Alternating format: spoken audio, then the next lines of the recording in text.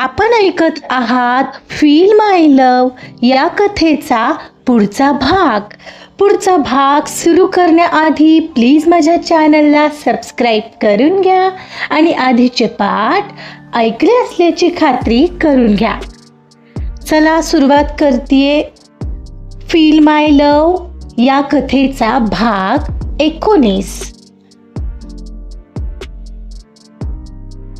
पाठीमागच्या भागात आपण ऐकलं की पार्थ कार्तिकीवर थोडासा नाराज होता आणि तो तिच्याशी बोलत नव्हता आणि कार्तिकी मात्र त्याला बोलतं करण्याचा प्रयत्न करत होती. आता पुढे हो नाही असं आणि एवढंच बोलणारेस का आता माझ्याशी? पार्थ बोल ना. तिनं इतक्या मधाळपणे त्याचं नाव घेतलेलं की त्याच्या मनाच्या तारा हलकेच छेडल्या गेल्या होत्या. तसा तो जास्त वेळ तिच्यावर रागावूच कसा शकत होता? बोलणारेस का आता तरी? तिने विचारलं.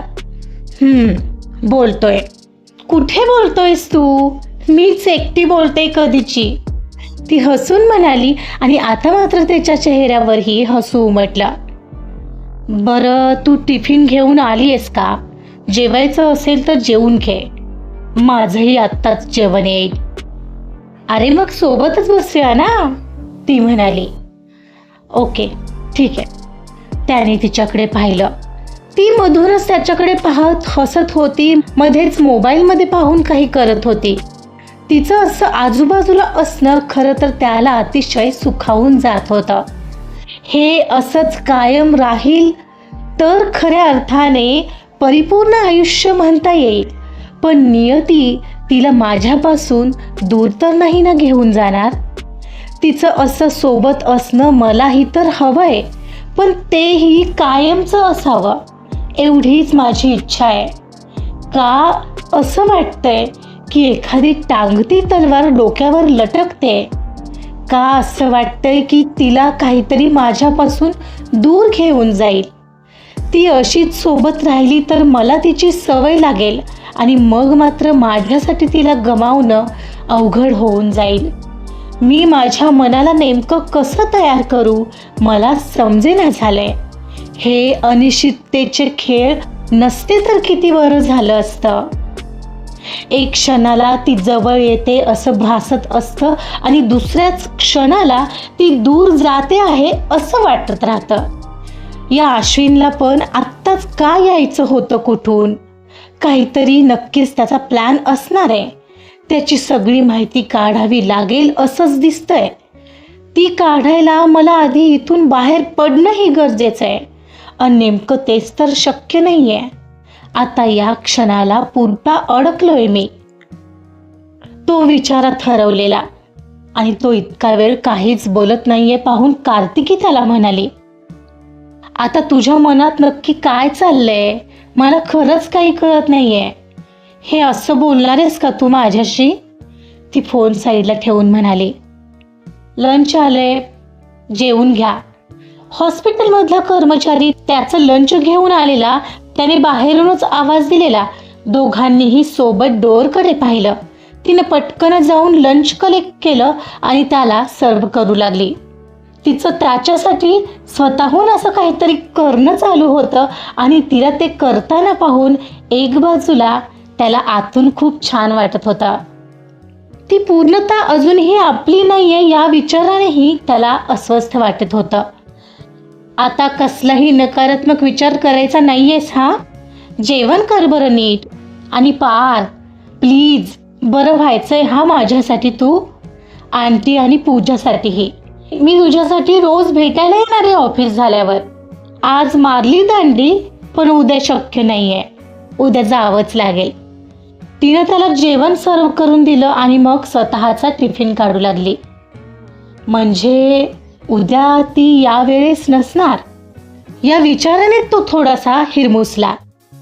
ठीक आहे, आज तरी आहे ना, हेच खूप आहे. आणि असं स्वतःला समजावत तो जेवण करू लागला.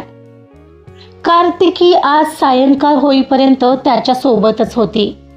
काही ना काही बोलत राहिली होती. त्याच्यासाठी तिचं आजूबाजूला असणं खरंच खास फिलिंग देणारं असंच होतं.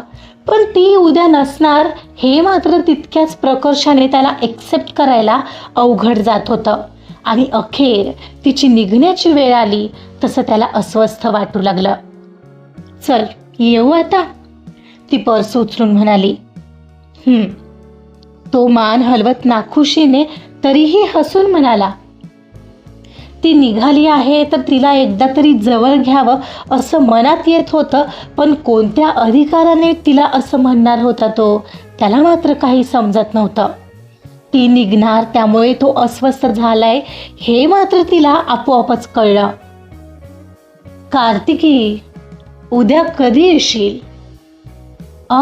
ऑफिस सुटल्यावर येईल ना, नक्की, गॉड प्रॉमिस, ती एकदम गळा पकडत म्हणाली. आता त्याला कशाला मध्ये घेते आहेस? त्याचं आणि माझं आधीच वाकडंय. काय म्हणालास पार? तुझं देवासोबत सुद्धा वाकडंय? काय अरे? ती हसली. मग काय, माझ्या आयुष्यात प्रॉब्लेम कसे क्रिएट करायचे हेच फक्त तो पाहत असतो, म्हणून आय हेट हिम. हे असं नसतं हा पार. आठव, आपण त्याला काय म्हणतो? त्वमेव माता पिता त्वमेव, त्वमेव बंधू सखा त्वमेव. मग सांग, माता पिता कधी आपल्या मुलांचं वाईट चिंतील का?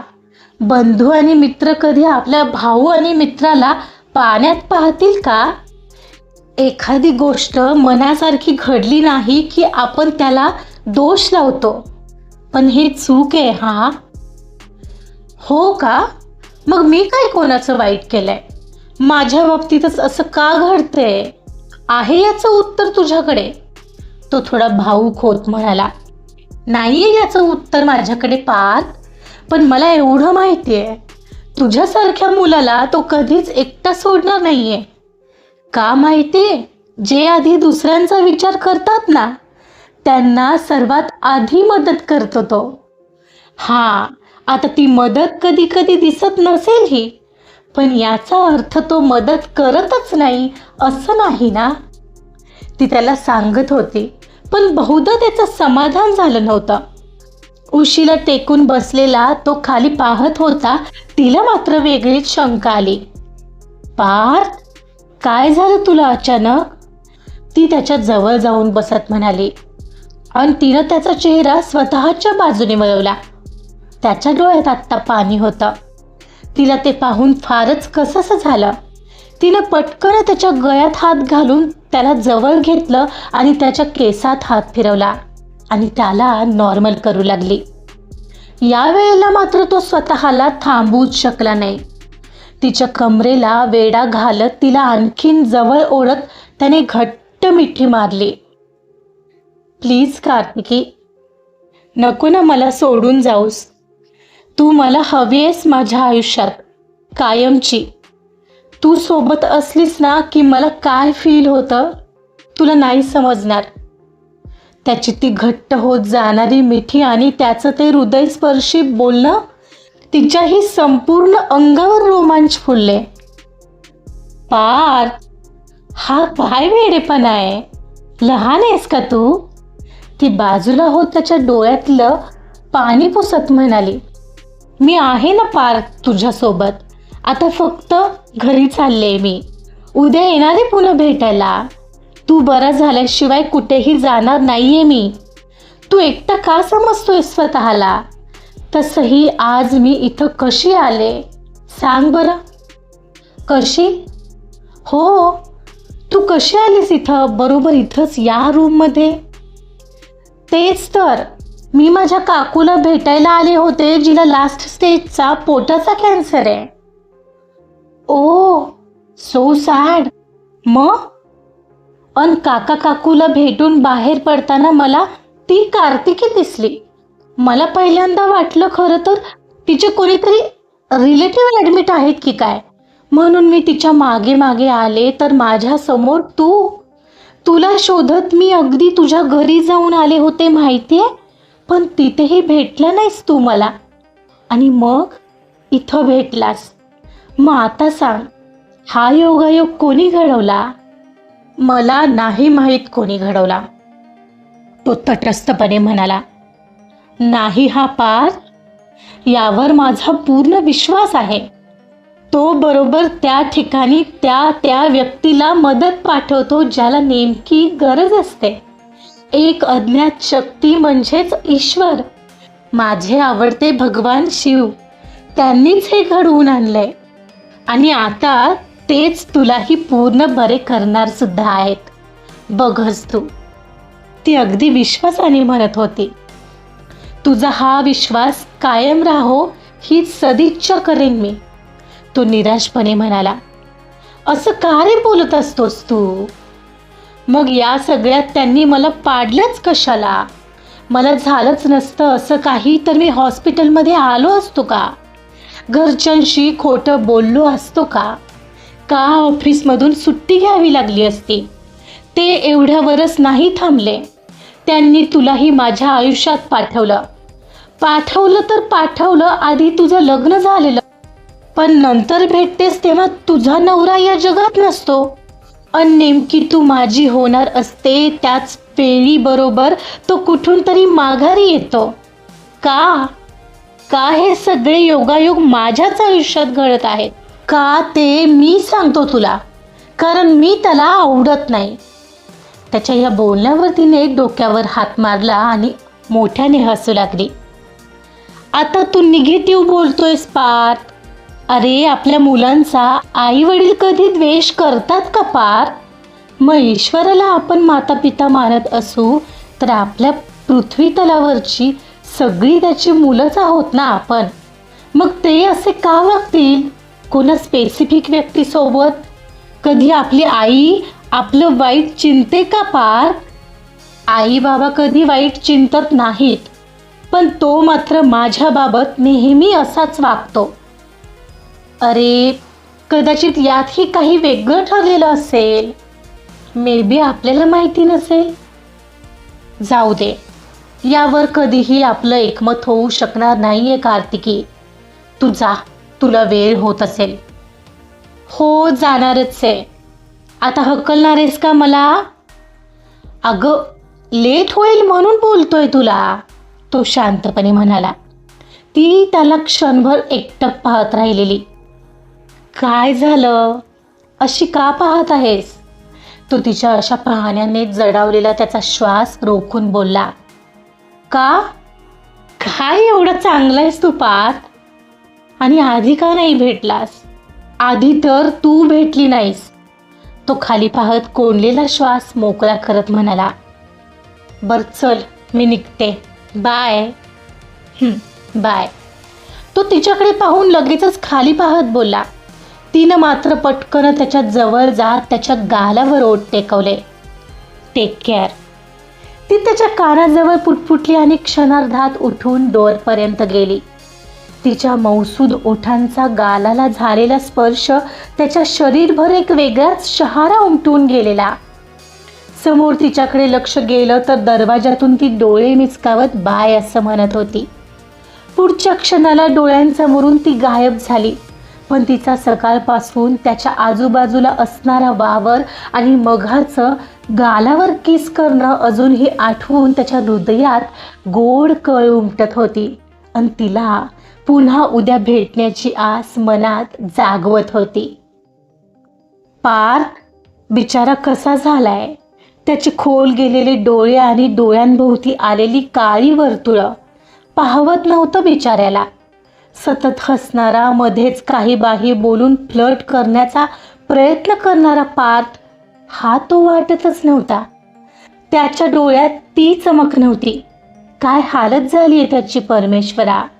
सतत कसल्याशा विचारात हरवलेला त्याला पाहायला मलाच किती वाईट वाटत होतं. त्याला एवढं काही झालं असेल असं स्वप्नातही वाटलं नव्हतं मला. त्याच्या डोक्यात मारणारा तो इतका कसा निष्ठुर असेल? देव त्याचं कधीही भलं करणार नाही. त्याला खूप खूप मोठी शिक्षा करेल. तिच्याच विचारांच्या नादात ती रोडवर ऑटो पकडण्यासाठी निघाली होती, पण तिचे पार्थबद्दलचे विचार काही केल्या थांबत नव्हते.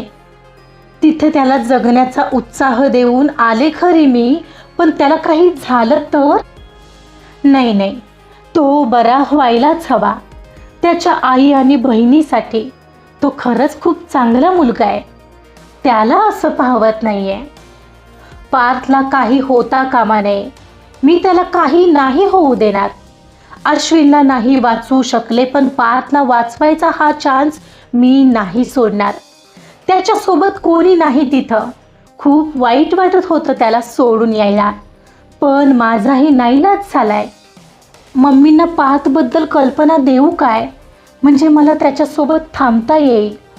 पण ते बरोबर दिसेल का? पार्थला असं काही झालंय म्हणताना त्यांनी नकार दिला तर? हे असं नको व्हायला. आणि यात त्याचा काय दोष आहे? जे चाललंय ते चांगलं आहे, पण मग त्याला एकटं राहावं लागेल. आता कोणीतरी त्याच्या सोबत तर हवं. काय करू मला समजेनाच झालंय. हे शंभू महादेवा, आता सगळं तुझ्या हातात आहे. त्याला तुझ्यावर विश्वास नाही, तरीही त्याचा तुझ्यावर विश्वास बसावा असं काहीतरी मॅजिक कर. मी ऐकलंय की तू चांगल्या माणसांना तुझ्याकडे बोलावून घेतोस, पण यावेळी तुझा हा नियम तुला मोडावा लागेल, कारण पार्थची गरज आम्हाला आहे. माझ्याही पेक्षा जास्त त्याच्या आई आणि बहिणीला आहे. त्या दोघींना तर माहीतही नाहीये की तो हॉस्पिटलमध्ये आहे. त्या समजत आहेत तो कामानिमित्त बाहेर आहे. It's so sad. जवळून जोरात एक बाईक हॉर्न वाजवत गेली तशी ती भानावर आली. विचारांच्या नादात जरा जास्तच दूर चालत आलेली. आधीच अंधारही होऊ लागलेला. ती रोडवर आली असल्यामुळे आजूबाजूला वाहनांचा इतका गोंगाट होता, पण आतमध्ये मन मात्र अगदी सुन्न सुन्न झालेलं. एका ऑटोवाल्याला थांबवून ती ऑटोमध्ये बसली आणि घरी जायला निघाली. अश्विनला गमावल्याच्या दुःखातून बाहेर यायला तिला तसा बराच वेळ लागलेला. या सगळ्यात पार्थचं मध्येच भेटणं, तिचा राग सहन करून तिच्या आसपास राहणं, वेळ प्रसंगी तिची मदत करणं, त्यामुळेच खरं तर ती पटकन त्यातून बाहेर पडली होती. अश्विनला विसरून नकळत पार्थचा विचार करू लागली होती. हे सगळं तिला आता कुठं जाणवत होतं, जेव्हा त्याच्या लाईफमध्ये इतकी उलथापालथ चाललेली आणि तो मात्र कुठेतरी दूर तर जाणार नाही ना, ही भीती तिच्या मनाला आता अस्वस्थ करत होती. विचारांच्या नादात कसा पाऊण तास गेला तिलाही कळलं नाही. तिचं घर आलं होतं. ऑटोवाल्याचे पैसे देऊन ती डोअरजवळ आली आणि डोअरबेल वाजू लागली. काही वेळ वाट पाहूनही कोणीच डोअर उघडत नव्हतं. तिने पुन्हा डोअरबेल कंटिन्यू वाजवली, पण पुन्हा तेच. 5 मिनिटं झाली तरीही डोअर उघडेनात. म्हणताना तिच्या जवळ असलेल्या कीजने तिने डोअर उघडलं. दार उघडून आत पाऊल टाकते तर आतमध्ये सगळा अंधार. डोळ्यात बोट घातलं तरीही दिसणार नाही, अगदी असा अंधार. तिला आश्चर्य वाटलं. तिने आत येत लाईट लावली, पण आतमध्ये कोणीही राहत असेल याचा मागमूसही नव्हता. सामान फर्निचर व्यवस्थित लावलं होतं तसंच होतं. नलिनी आणि अनंतराव काही दिसत नव्हते. मम्मी, डॅडी, कुठे आहात तुम्ही? त्यांना आवाज देत ती त्यांच्या रूमच्या दिशेने निघाली. त्यांच्या रूममध्येही सगळं जागेवर लावलेलं आणि आत कोणीही नव्हतं. तिने पूर्ण बंगलो फिरून पाहिला, बाथरूम चेक केलं, पण कोणीच नव्हतं. तिला आता आपण या घरात एकटेच आहोत या विचारानेच भीती वाटू लागली. तिचा जीव रडकुंडीला आलेला. ती पुन्हा धावत हॉलमध्ये आली. तिथेच त्यावर ठेवलेली पर्स तिने उचलली आणि पर्समधून मोबाईल बाहेर काढला. त्या दोघांना कॉल लावून पाहू लागली, पण दोघांचे नंबरही बंद येत होते. आणि आता मात्र तिच्या पायाखालची जमीन सरकली. त्यांचा फोन बंद लागणं ही गोष्ट तिला कोड्यात टाकणारी अशीच होती. तिला सुचायचंच बंद झालेलं. घरातली जिवंत माणसं आपोआप गायब होतात हे कसं शक्य आहे? आणि त्यांचा फोन कॉलही लागत नाहीये हे तर त्याहूनही धक्कादायक असंच होतं. ती मटकन तिथंच खाली बसली, कारण तिला त्या क्षणाला काही सुचतच नव्हतं. काहीही न सांगता ते दोघं तिला असेच सोडून कसे काय जाऊ शकत होते? तिच्या संपूर्ण शरीराचा थरकाप होऊ लागलेला. तिला खूप रडू येऊ लागलेलं. मम्मी डॅडी असे कसे वागू शकतात तुम्ही, अन का? Dad, I miss you. नेहमीच हे असं का होतं माझ्यासोबत? नेहमी तुम्ही सांगतात तसंच वागत आले मी आजवर, पण सगळे असे अचानकपणे मला सोडून का जातात? जवळपास 10 मिनिटं उलटली तरी तिचं रडू काही थांबत नव्हतं. त्यात आपलं काय चुकलं हेच तिला समजायला मार्ग नव्हता. एक क्षणाला रडता रडताच तिचं समोर असलेल्या टीपॉयवर लक्ष गेलं. पाहते तर तिथं एक चिठ्ठी ठेवलेली दिसत होती. तिने पटकन ती डोळे पुसत उचलली आणि घाईतच वाचू लागली. माफ कर कार्तिकी, आमचा नाईलाज होता. आमचं आज रात्रीच अचानक भारत सोडायचं ठरलं आणि म्हणून आम्ही निघून जातोय. तू हवं तर तुझ्या काका काकूंकडे जाऊन राहू शकतेस, कारण आता तो बंगलोही उद्यापासून दुसऱ्याच कोणाच्या मालकीचा असेल. काळजी घे. नलिनी. तिचा आपोआपच आश्चर्याने हात तोंडाकडे गेला. सोबतच डोळ्यातून पाण्याच्या धारा लागल्या. अश्विन आणि त्याच्या आई वडिलांचाच विचार करत आली होती ती आजपर्यंत. त्यांना सासू सासरे नाही तर तिनं आई वडिलांचा दर्जा दिला होता. अश्विन सोबत लग्न झाल्यावर मनापासून त्यांना आपलं मानलेलं आणि शेवटपर्यंत ते नातं निभवायचा प्रयत्नही करणार होती. पण असं काय चुकलेलं किंवा अशी काय गरज पडली होती की त्यांना एवढ्या घाईने परदेशात जावं लागलं? तेही एका शब्दाने तिला कल्पनाही न देता. अनपेक्षितपणे मिळालेल्या या धोक्याने ती होरपळली होती आणि आता तिचं मन उलट विचार करू लागलं. का मी ज्यांच्यासाठी एवढं करत होते त्यांना माझी काही किंमतच नव्हती? याचा अर्थ पार्थ म्हणतो तसा अश्विन जिवंत असेल तर मग त्याने मला ओळख का नाही दाखवली? का तोही मला फसवत होता? पण का? मी काय बिघडवलंय त्याचं? खरं प्रेमच तर करत होते त्याच्यावर आणि निभावतही होते, पण असं का वागला असेल मग तो? का मीच नको होते त्यांना? हो, असंच असेल नक्कीच. म्हणून अश्विनचं बाळ माझ्या पोटात होतं तरीही त्यांना ते नको होतं. असं कोण वागू शकतं यार? म्हणजे त्या रात्री मम्मींनी आणून दिलेला काढा त्याने तर नाही ना गेलं माझं बाळ? आणि जर असं असेल तर मी तुम्हा कोणाला सोडणार नाही, कधीच नाही सोडणार. याचा अर्थ पार्थ बोलत होता ते खरं होतं. तिच्या डोळ्यात पुन्हा अश्रू ओघळला. तिने जरा चिडूनच डोळे पुसले आणि ती उठली. नलिनीची ती चिठ्ठी तशीच पर्समध्ये कोंबली आणि मेन डोर लावून तिच्या रूममध्ये गेली. तिच्या रूममध्ये येत तिचे कपडे आणि आवश्यक सामान भरू लागली. अधूनमधून डोळ्यातून ओघळणारे अश्रू पुसतच तिने तिची बॅग भरली आणि तिथंच बेडवर बसली. आता या क्षणाला फार रात्र होत आलेली, 9 वाजत आलेले. उद्यापासून हे घर दुसऱ्याच्या मालकीचं होणार आहे.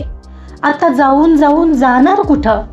काका काकूंकडे 1-2 दिवस ठीक होतं, पण कायमचं तिला नको वाटत होतं.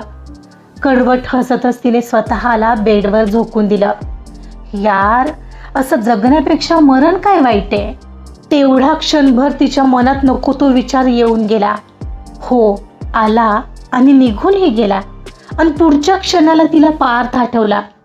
त्याचा चेहरा, खोल गेलेले डोळे आठवले, त्याचं दुःख आठवलं आणि मनात आलेला विचार तिनं परतवला. पार्थसाठी मला असं नाही करता येणार. तिने डोळ्यातले अश्रू पुसत स्वतःला समजावलं, मला आता स्ट्रॉंग व्हावंच लागेल. मनाशी निर्धार करत तिथून सकाळीच निघावं असा विचार ती आता करत होती. तिची जेवायची इच्छा तर मरूनच गेली होती. डोळ्यातून मात्र आसवांच्या धारा थांबत नव्हत्या. इमोशनल असणं, प्रामाणिक असणं, दुसऱ्यांचा विचार करणं आणि सर्वात महत्त्वाचं म्हणजे साधं असणं, याचा फायदा या लोकांनी घेतलाय हे तिला आता प्रकर्षाने जाणवत होतं. कुठं जायचं हे मात्र तिचं अजूनही निश्चित होत नव्हतं. त्यात पहिला पगारही अजून हातात यायचा होता. काहीतरी विचार करणं गरजेचं होतं. एवढ्यात तिला काल हॉस्पिटलमध्ये तिच्या काकूला भेटायला गेल्यावर ती जे काही बोलली होती ते आठवलं. डॅडनी एफडी आणि बानेरच्या बंगल्याचे कागदपत्र काकांकडे दिली होती. थँक गॉड, तुलाच माझी काळजी आहे महादेवा, म्हणत तिनं डोळे घट्ट मिटले. बहुतेक आता याच वेळेला ते सगळं उपयोगी पडणार होतं. ईश्वर एक दरवाजा बंद करतो, पण त्यासोबतच दुसरा एखादा दरवाजा नेहमीच उघडत असतो. फक्त त्या दरवाजापर्यंत आपल्याला पोहोचता यायला हवं. कधी कधी तो दरवाजा लगेच आपल्या लक्षात येतो, तर कधी येत नाही, पण दुसरा दरवाजा असतो जरूर. तिला सध्या याचीच प्रचिती येत होती. आजचा भाग संपलेला आहे. कार्तिकीचे सासू सासरे अचानकपणे तिला असे सोडून गेले. अश्विनचं दिसणं हे सगळं भलत्याच गोष्टीकडे इशारा करत आहे, असं नाही का वाटत तुम्हाला? आणि पार्थला तिची साथ द्यायची आहे, पण नीतीने त्यालाही बांधून ठेवलंय. बघूया या सगळ्यातून हे दोघं कसे मार्ग काढतायत आणि कार्तिकी आता काय निर्णय घेते. जाणून घेण्यासाठी ऐकत रहा फील माय लव्ह. कथा आवडत असेल तर प्लीज लाईक करा, सबस्क्राईब करा आणि शेअर सुद्धा करा. Thank you so much.